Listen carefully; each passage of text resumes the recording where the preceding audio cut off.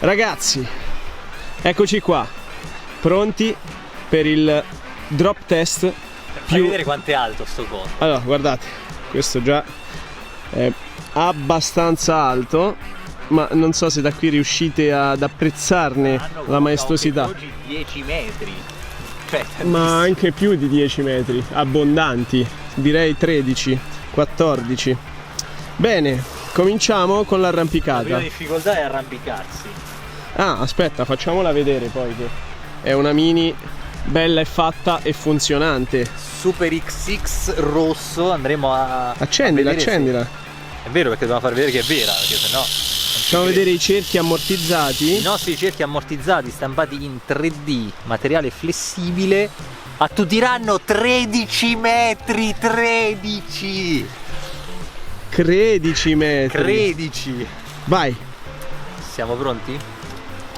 metti pure la tua mini in tasca e puoi partire. Pronti alla partenza, ragazzi. Non si indugia più. Pronti, partenza, siamo a... Villa Potenza. Vai. Eccolo qua, il primo passo. Va su con le braccia. Agile, pugile. Io sono pugile! Eccolo qua.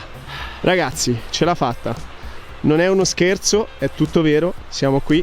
Adesso lo zoom un pochettino, ecco che comincia a salire. Vai Manuè, sei quasi. Dai. Oddio, non mi regge più le braccia.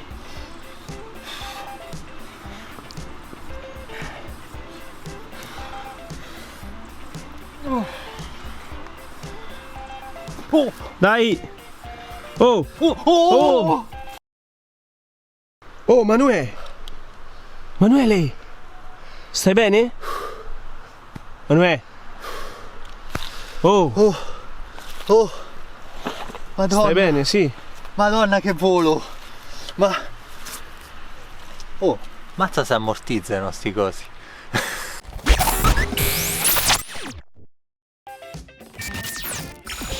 Eccolo qua ragazzi. Pronto a scendere con le sue doti da ninja. Ma non devi riprendere questo. Parkour, modellismo, videomaking. Non gliela faccio. Fatte da un panino.